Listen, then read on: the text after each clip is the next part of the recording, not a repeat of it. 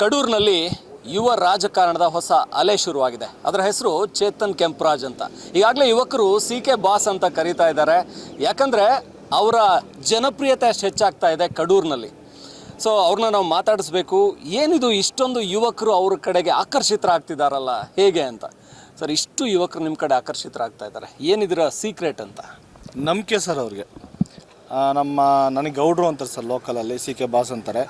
But ನಮ್ಮ ಗೌಡ್ರು ಇದ್ದಾರೆ ಒಬ್ಬರು, ನಮ್ಗೆ ಎಂಥ ಕಷ್ಟ ಬಂದರೂ ಒಂದು ಸಣ್ಣ ಪೊಲೀಸ್ ಸ್ಟೇಷನ್ದ ಹಿಡಿದು ಯಾವುದೇ ಸಂದರ್ಭ ಆದ್ರೂ ಎಲ್ಲದಕ್ಕೂ ಸ್ಪಂದಿಸಿದ್ದೀನಿ ಸರ್. ನನಗಿವತ್ತು ಅಧಿಕಾರ ಇಲ್ದಿರೋ ಸ್ಪಂದಿಸಿದ್ದೀನಿ. ಇವತ್ತು ಆ ಕಾರ್ಯಕ್ರಮ ನಾವು ಎಷ್ಟು ಆಯೋಜನೆ ಮಾಡಿದ್ದೀವಿ ಅಂದರೆ ಅದೆಲ್ಲ ಕಾರಣ ಅಂದರೆ ಅವರೇನೆ. ಎಲ್ಲ ಯುವಕ ಮಿತ್ರರೇ ಭಾಳ ಉತ್ಸಾಹದಿಂದ ಮಾಡಿದ್ದಾರೆ. ಯಾಕೆಂದ್ರೆ ನಮ್ಮಲ್ಲಿ ಕಾರ್ಯಕ್ರಮ ಆಗಿಲ್ಲ ಅಂತ. ನೀವು ಹೇಳಿದ ಮಾತನ್ನು ಯುವಕರು ಹೇಳ್ತಾ ಇದ್ರು. ರಾತ್ರಿ 12 ಕಾಲ್ ಮಾಡಿದ್ರು ಸಿಗ್ತಾರೆ, ಬೆಳೆ 5ಕ್ಕೆ ಮಾಡಿದ್ರು ಸಿಗ್ತಾರೆ, ಕಷ್ಟ ಅಂದರೆ ಸ್ಪಂದಿಸ್ತಾರೆ.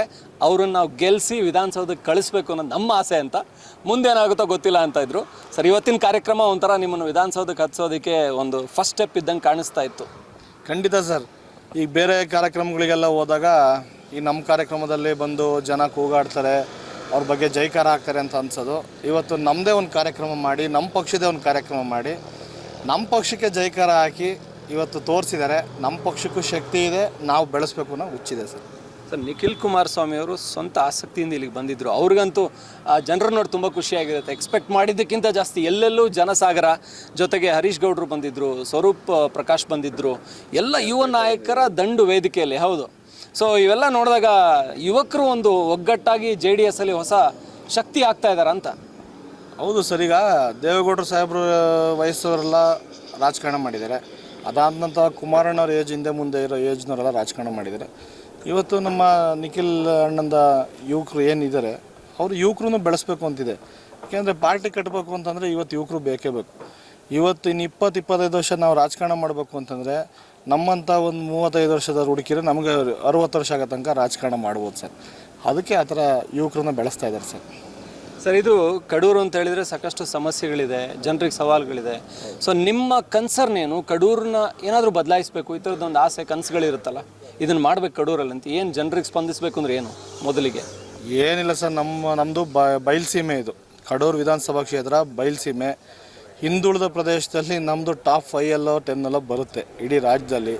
ಆ ಪರಿಸ್ಥಿತಿ ಇರಬೇಕಾದ್ರೆ ನಮ್ಮ ದೊಡ್ಡಪ್ಪರದೊಂದು ಕನಸಿತ್ತು, KM ಕೃಷ್ಣಮೂರ್ತಿ ಅವ್ರದ್ದು. ನಾವು ನೀರಾವರಿ ಮಾಡಬೇಕು ಅಂತ.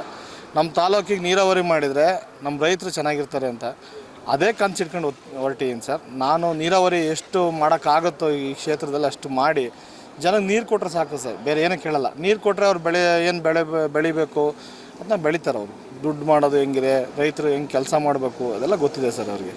ನಮ್ಮ ಜನಕ್ಕೆ ನೀರು ಬೇಕು ಸರ್. ನಿಮ್ಮ ತಂದೆಯವರು ಕೂಡ ಕೆಲಸ ಮಾಡಿದ್ದಾರೆ. ನಿಮ್ಮ ಒಟ್ಟಾರೆ ಒಂದು ಒಂದು ಇದು ಬೆಳ್ಕೊಂಬಂದಿದೆ ಲೆಗೆಸಿ ಥರ ಈ ಕಡೂರು ಭಾಗದಲ್ಲಿ. ಸೊ ನಿಮ್ಮ ಈಗ ಮುಂದೆ NDA ಇದೆ, BJP JDS ಮೈತ್ರಿ ಇದೆ. ಹೇಗೆ ಟಿಕೆಟ್ ಬೇಕು ಅಂತ ಬೇಡಿಕೆ ಸಲ್ಲಿಸ್ತಾರ ನಾಯಕರು? ಏನಿದೆ ನಿಮ್ಮ ನಿರೀಕ್ಷೆ ಏನಿದೆ ನಾಯಕರ ಕಡೆಯಿಂದ? ಸರ್, ಈಗ ನಿಖಿಲಣ್ಣರು ಹೇಳಿದರು ನೋಡಪ್ಪ, ನಮ್ಮ ಪಕ್ಷದಿಂದ ಯಾರಿಗಾರ ನಾವು ಟಿಕೆಟ್ ಕೇಳಬೇಕು ಅಂತಂದರೆ ಅವರು ಲೋಕಲಲ್ಲಿ ಸ್ಟ್ರಾಂಗ್ ಇರಬೇಕು. ಸರ್ವೆ ರಿಪೋರ್ಟ್ ಮಾಡಿದಾಗ ಅವ್ರ ಪರವಾಗಿ ಜನ ಅಭಿಪ್ರಾಯ ಹೇಳ್ಬೇಕು. ಅವೆರಡೂ ಇಲ್ದಲೇ ಇದ್ದಾಗ ನಾವು ಅವ್ರಿಗೆ ಟಿಕೆಟ್ ಕೇಳೋಕ್ಕೆ ಆಗಲ್ಲ. ನೀವು ಅದನ್ನು ಮಾಡ್ಕೊಂಬನ್ನಿ, ನಾವು ಯಾರು ಸ್ಟ್ರಾಂಗ್ ಇದ್ದಾರೆ ಸರ್ವೆ ಮಾಡಿಸ್ತೀವಿ. NDAಯಿಂದ ಸರ್ವೆ ಮಾಡಿಸಿದಾಗ ಯಾರ ಹೆಸರು ಓಡ್ತಾ ಇದೆಯೋ ನಮಗೆ ಮೇನ್ ಬೇಕಾಗಿರೋದು ಗೆಲ್ಲಕ್ಕೆ. ಏನು ಅದಕ್ಕೆ ಮಾನದಂಡದ ಪ್ರಕಾರ ಇದೆ ಅದ್ರ ಪ್ರಕಾರ ನಾವು ಸೂಕ್ತವಾಗಿ ನಿರ್ಧಾರ ತಗೊಂತೀವಿ ಆ ಸಂದರ್ಭದಲ್ಲಿ ಅಂತ ಹೇಳಿದ್ದಾರೆ ಸರ್.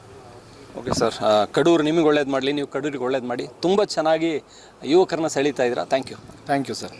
ಇದು ಕಡೂರಿನ ಹೊಸ ಭರವಸೆ ಅಂತ ಕಾಣಿಸ್ಕೊಳ್ತಾ ಇರುವಂಥ CK ಬಾಸ್ ಅಂತ ಫ್ಯಾನ್ಸ್ ಈಗಲೇ ಕರೀತಾರೆ. ಅವರಷ್ಟು ಸ್ಪಂದಿಸ್ತಾರೆ ಅಂಥೇಳಿ.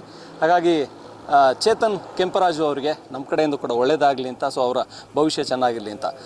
ನೀವು ಸಣ್ಣ ಆಗಬೇಕಲ್ವಾ? ಅದು ಒಂದು ಉತ್ತಮ ಆಹಾರದಿಂದ ಸಣ್ಣ ಆಗಬೇಕಲ್ವಾ? ಪ್ರತಿದಿನ ನಮ್ಮ ಜೀನಿ ಸ್ಲಿಮ್ನ ಯೂಸ್ ಮಾಡಿ ಯಾವುದೇ ಸೈಡ್ ಎಫೆಕ್ಟ್ ಇಲ್ದಂಗೆ ನೀವು ಸಣ್ಣ ಆಗ್ತೀರಾ.